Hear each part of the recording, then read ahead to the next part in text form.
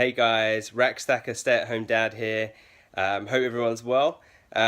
We've not really posted much recently, but I've still got my agenda of things I want to talk to you guys about. So today is about routine, and to just say that it's really important to have a routine for your baby or your toddler, because without that routine, you lack some structure. And that's not to say that you have to follow your routine step by step, day by day, in exactly hour by hour, minute by minute formation. You can actually kind of vary your routine as you need to.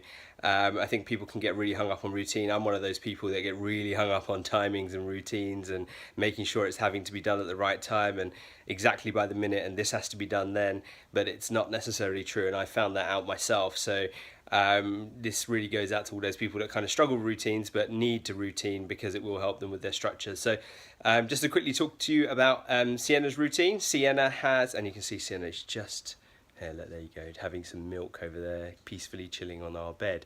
So, you know, Sienna has a routine. Sienna gets up, and it varies. Sometimes she's up at 6:30, sometimes she's up at 7, sometimes 7:30, sometimes today she had a little bit of a lie-in and she didn't get up until 8 o'clock. So it does change and it does vary. But when she gets up, our first task is brush teeth, go downstairs, have breakfast. And then from there, once we've had breakfast, and I can see her crawling, creeping up behind me there. Once we've had breakfast, we come and play and we chill for a little bit. And then we come upstairs and we have our bath. And normally I just jump in the bath with her because it's just so much easier. And there's no reason why she can't get in the shower with me or she can't have a bath. It's perfectly fine. It just means things are quicker and easier for both of us. And it makes for one happy little baby who then after her bath gets ready, gets dried up, gets changed, and then decides that she wants to have her milk. So then we normally have her milk around 10 o'clock, 10:30, depending on when she's waking up. And then at 11 o'clock we have snack time, and snack can consist of fruit or a cake bar or something just different, and it varies from day to day, and it might even just be a little piece of bread with some butter, or it could be anything. And then from there we kind of play and we read or we do some activity, and then at 12:30 we have lunch, and lunch can be anything from yesterday's dinner warmed up with some toast, or it could just be some rice and chicken, or it just could be anything really. And if you feel that you want to make her a fresh lunch, then you know, make your baby a fresh lunch, because you know, we often do make a little bit of pasta or something different, and we'll just have that for lunch. And then after lunch we tend to have a little bit more play, maybe a bit of TV time, and then we will have a bottle of milk, and then we will go and have our afternoon naps. A nap normally is about 1:30, and then from there she will stay asleep for a couple of hours, and at 3:30 she wakes up, and then obviously the girls are back from school, so they interact with her, and we have lots of fun and games. And then normally dinner time is 6:30. She will have a snack at around 4 o'clock, which is when she's woken up. So again, she might have a healthy cake bar thing, you know, like one of those saurine loaves, or she might have a bit of fruit, or she might have some carrot sticks or some cucumber, or just something different to break up her daily food routine, which is good.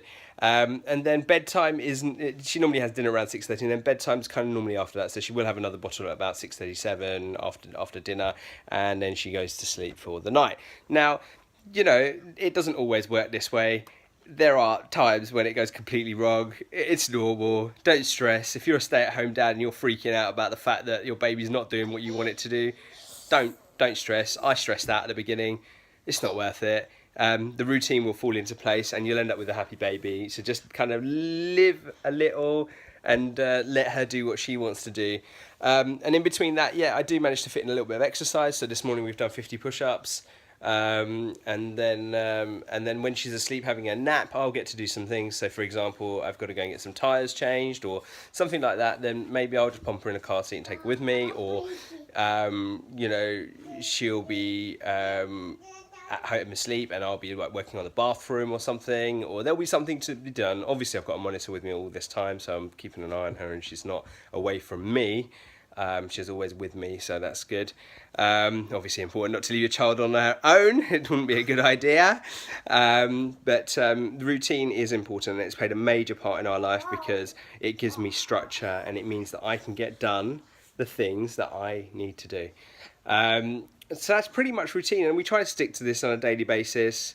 Yes, at weekends she might stay up a bit later, or Friday night, etc. The girls are up later, so she has a bit more freedom and a bit more flexibility. But just remember that don't have to play it by the rules. You can bend them. You can break your routine. You can do whatever you need to do because this baby is going to fit around your life.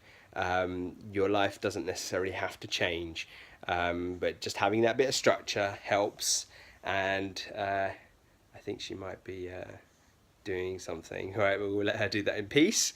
But yeah, she's a good kid, and she likes her routine, and she falls into it quite well. So, importance of routine, it's important. Next video, I'm going to talk to you about work, income, and how we manage to make ends meet, because obviously we have, just like everyone else, bills and mortgages and everything else to pay and look after. So, it's important to understand that we do have to work and we do have to pay our bills in order to keep things running. And I'm just going to kind of talk to you about what we've been up to and what we do to kind of inspire you stay-at-home dads that, you don't have to just look after the baby. There's so much more to do. Anyway, I'll catch up in the next video. Take care, guys. See you later.